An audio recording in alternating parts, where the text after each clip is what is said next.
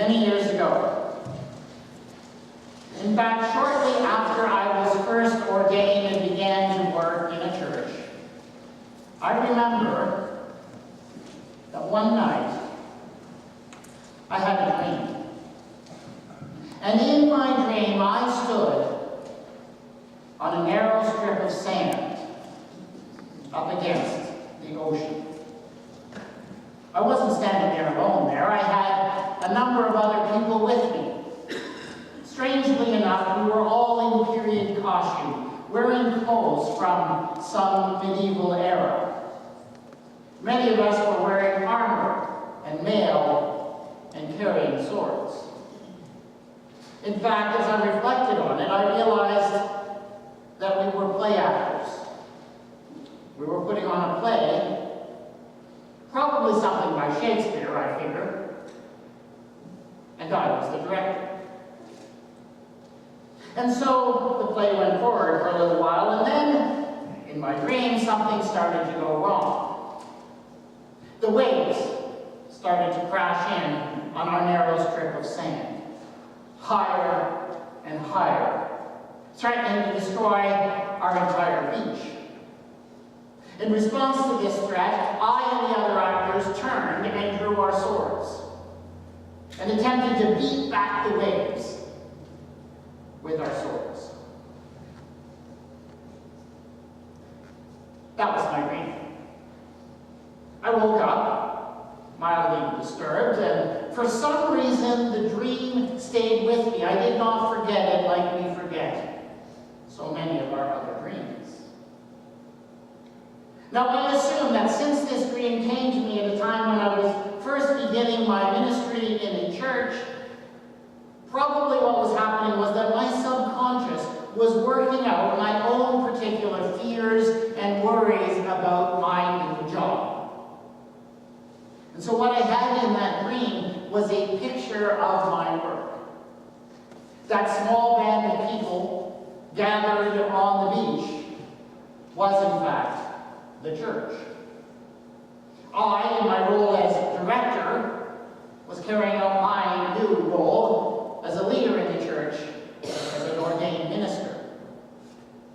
Even the period clothes and the archaic language related to the church, and how sometimes, well, let's just say in the church, we tend to be a little bit behind the times. And the waves? Well, the waves, I suspect, represented the way that change seems to crash in on the church so much in our days. We live in an age of so much change, socially, technologically, in so many other ways.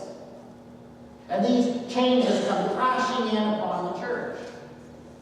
And in response to these changes that are happening all around us, what do? We often resist.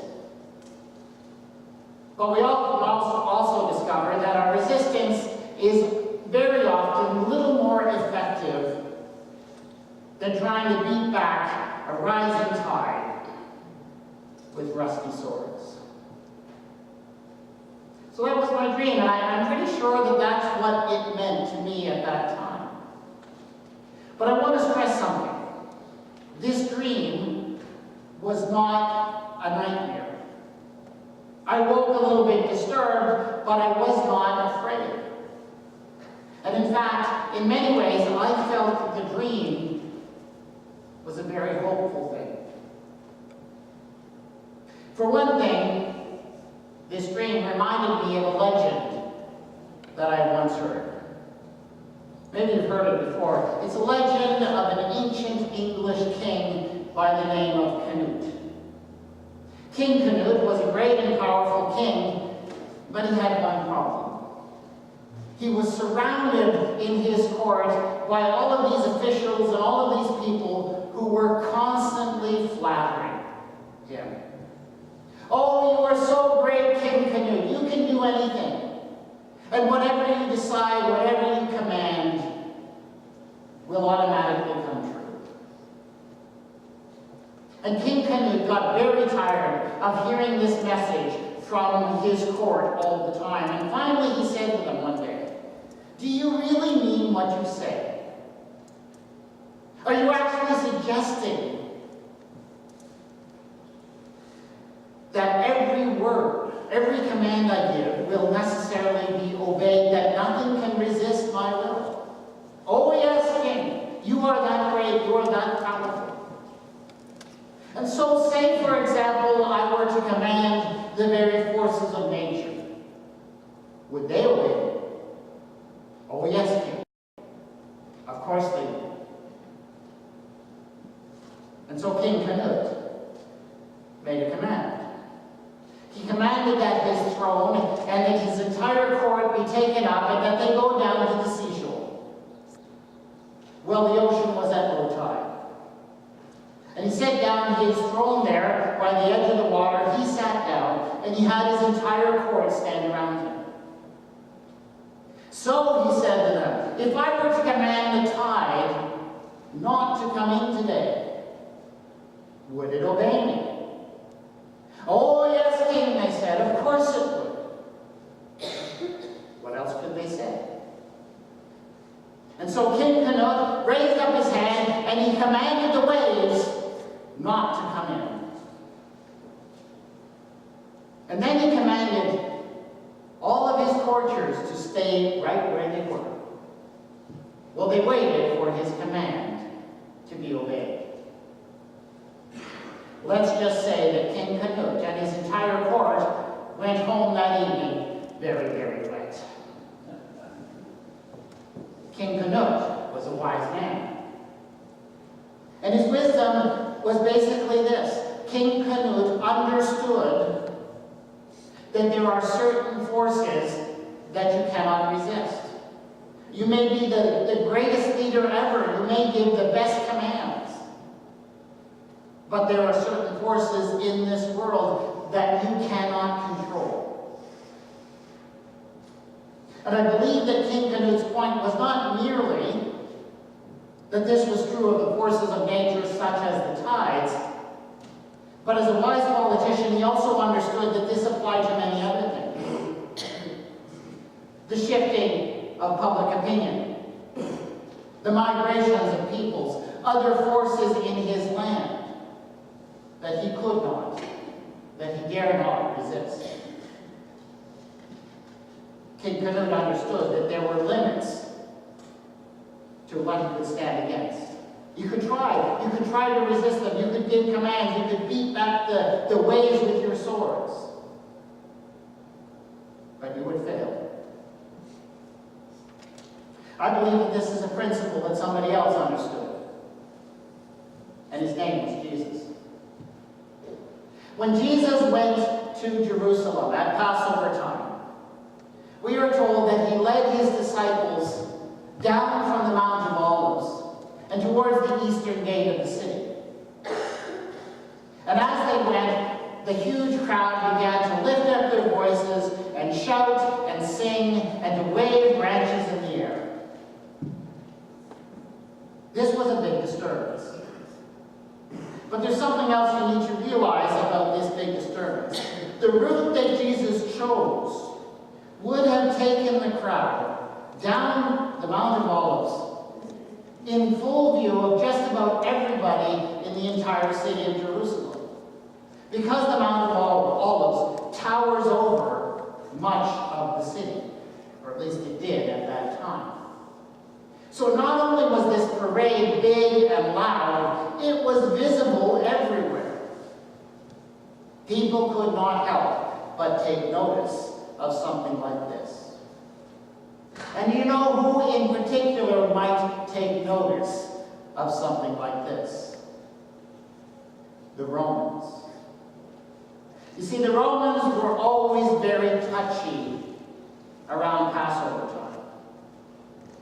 A Jewish festival that celebrated how God had set his people free from slavery in Egypt, just had a way of getting the people all stirred up and making them think about how they ought to be free and how they ought not to be subservient to Rome.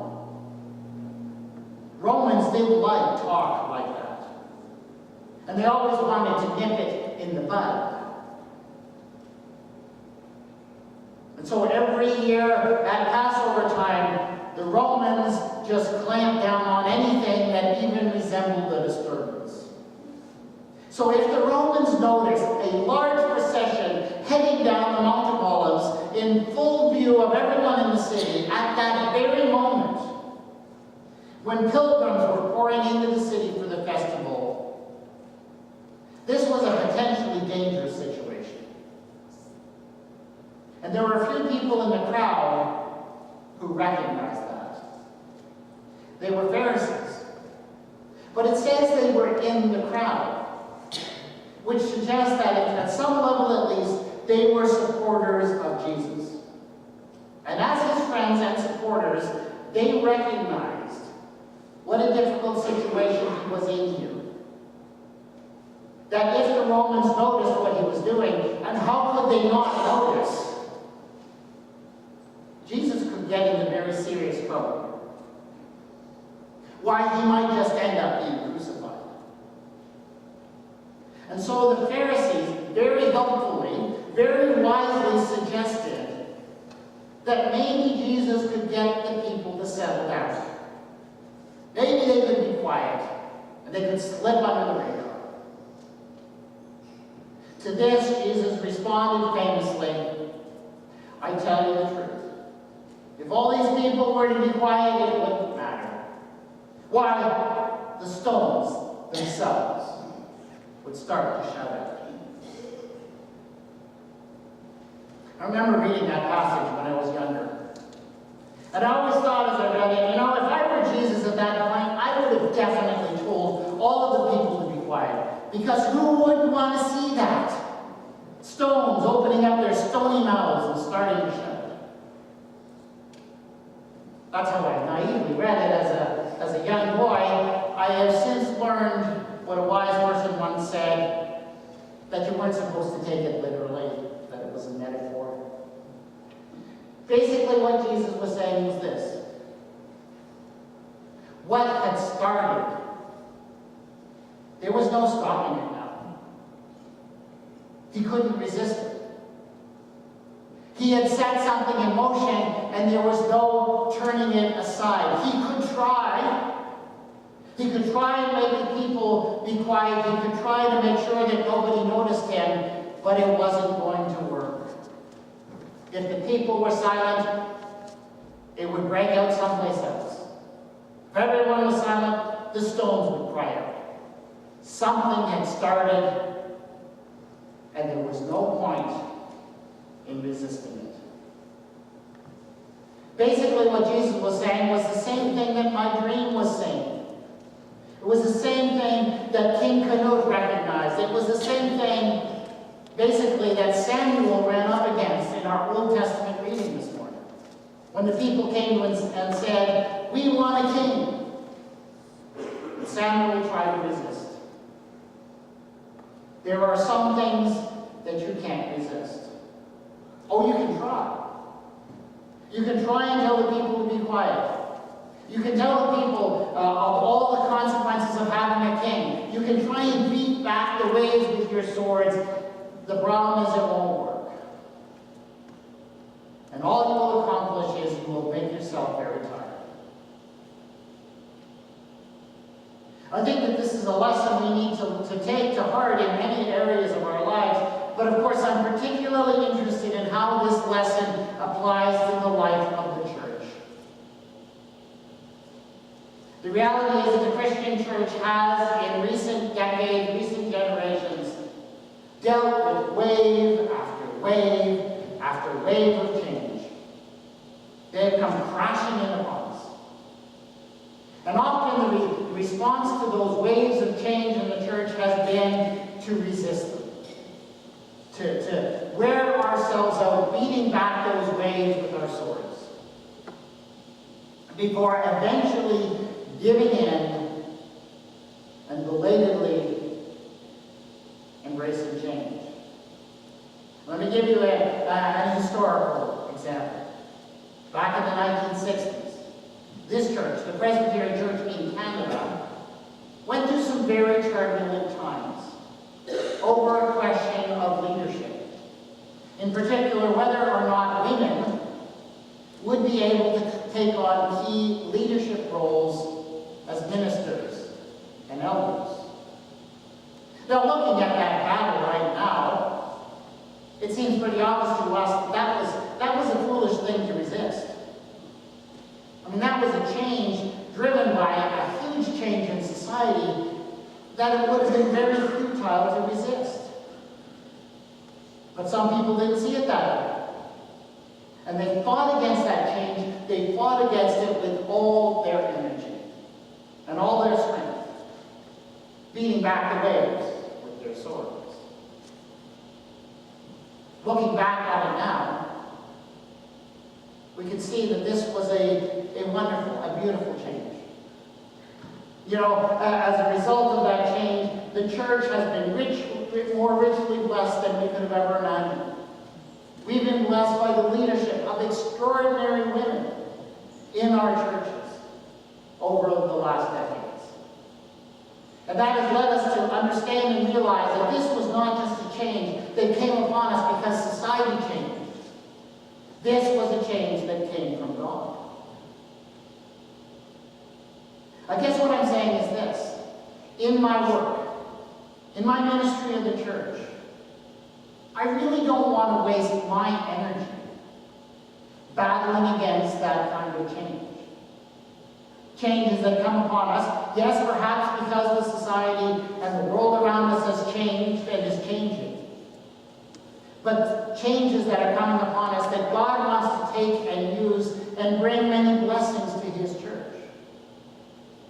We can try and resist those things. We often do. But if we do, I suspect that we are being fools. And we will be very tired fools, wearing ourselves out, beating back the waves with our swords. I don't want to waste my energy that way. That's what Jesus was saying to those Pharisees that day. As he headed into the city of Jerusalem, he realized that the path in front of him was set. He couldn't change it now. Yes, he could try.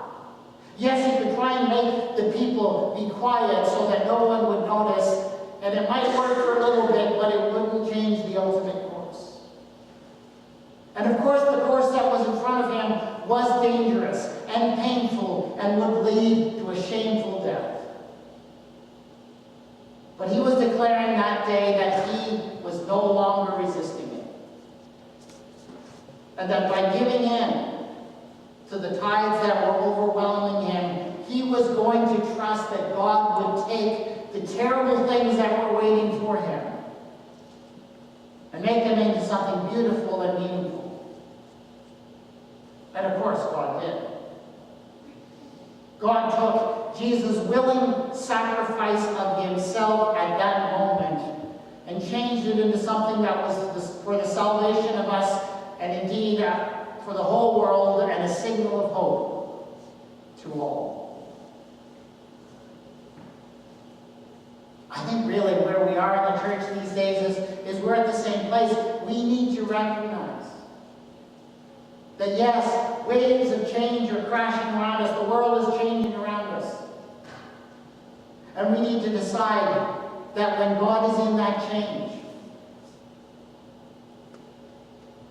we need to stop resisting it. We need to stop fighting against it. We need to embrace what God is doing to us, even though what is waiting upon us after that decision might be difficult, might be painful, might include change that we do not much like.